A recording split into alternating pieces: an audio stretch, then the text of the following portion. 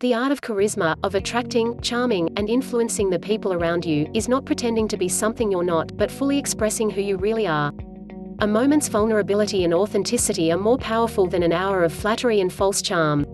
A few years ago, I went to a wedding where I heard one of the most captivating toasts I've ever heard. At first, I was stunned at how moving and charismatic the speaker was. He was impeccable, making us laugh, tear up, and nod in agreement. He had the audience hanging on his every word. But halfway through, I began sensing a bit of disconnect around the room, a bit of unease. His speech seemed too rehearsed. His pauses, even stuttering over words, seemed more strategically planned than genuine. He was beginning to seem like a high-level salesman, not a real friend telling real stories. You can always tell when someone isn't being genuine. And once you do, you want to get away from this person as fast as possible, because in a way, they're trying to trick you to feel something. No one likes being tricked. The art of charisma, of truly charming and influencing people in a genuine, authentic way, isn't easy, but it's simple.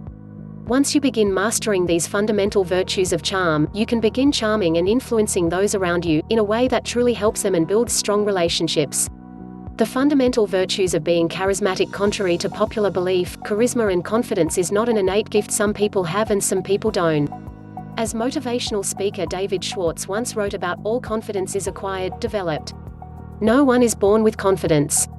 Those people you know who radiate confidence, who have conquered worry, have acquired their confidence, every bit of it.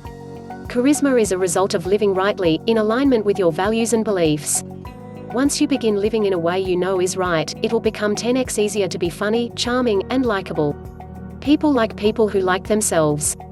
Of course, you can be charismatic and live contrary to your beliefs. Many people do, and have gone on to be sleazy salesmen, cult leaders, and gurus who prey on weak-minded individuals. But that always ends poorly. Charisma is an inevitable trait of a person confident with their actions. A guilty conscience kills charisma. When you know what you're doing is wrong, people can always see it in your eyes and actions. In fact, your mind sometimes even subconsciously sabotages your actions because deep down, you know it's wrong.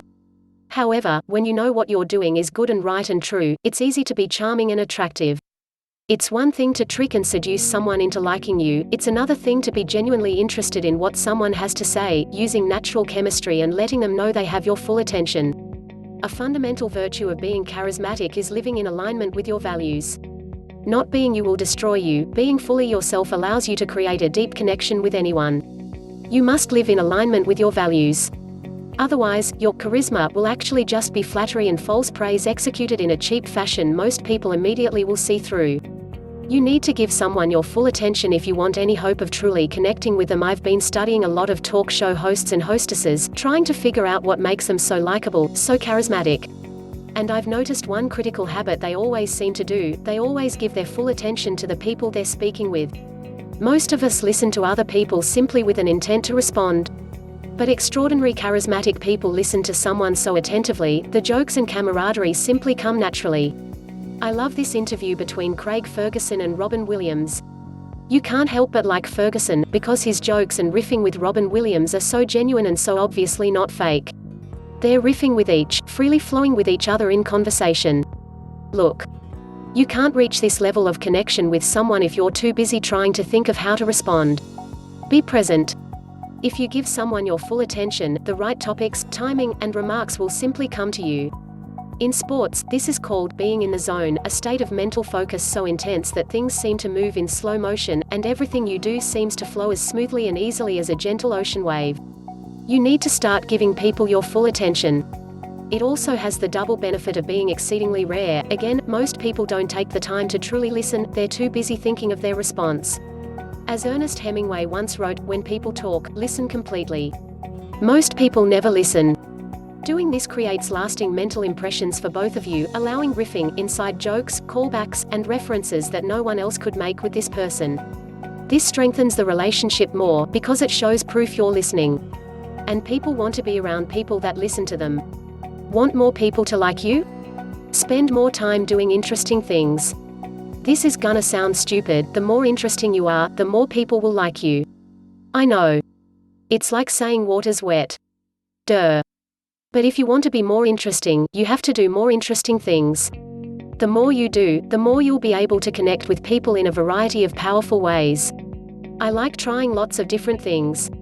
My wife jokes I do things in phases. I'm completely obsessed with something, then I completely move on to the next thing.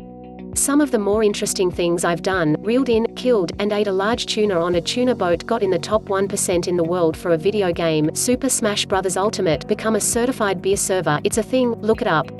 Got a master's degree, became proficient in most popular sports, was club president for a Christian organization at my college, traveled the world, started a podcast, wrote a book. I am enormously privileged to have been able to do these things. Perhaps you're not able to spend a ton of time doing expensive, random things. That's okay. It's not about spending a lot of money or time doing crazy new things, it's about experiencing different parts of life that connect you with all kinds of people. Do what you can, expand your knowledge and talking points so you can connect with more people about more things. I can pretty much talk with anyone now. I told my wife it's nice to be able to connect with so many different people on different levels. I can have deep conversations about faith, politics, alcohol, sports, video games, traveling, food, entrepreneurship, fishing, religion, whatever. Interesting people have done interesting things. The more you have to talk about, the better chance you'll be able to deeply connect with someone about things they love. You can beat every pickup artist, conference networker, and salesperson by being authentic and vulnerable. Years ago, I was working for a university. My job was to convince employers to hire our students. I went to countless happy hours, conferences, and networking events. I wasn't that successful. Looking back, it's funny to realize how clueless I was about why no one seemed to want to talk with me. I was fake. I wore a plastic smile. I made too much eye contact. I appeared wildly interested in whatever people were saying, even if it was the most boring topic in the world to me. I was the perfect active listener, but I never really listened.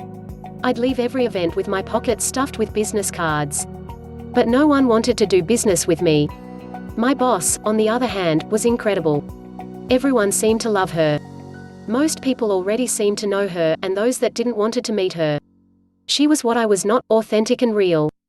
And I've learned an important lesson from her: you can beat the most talented, high-level salesman by simply being yourself.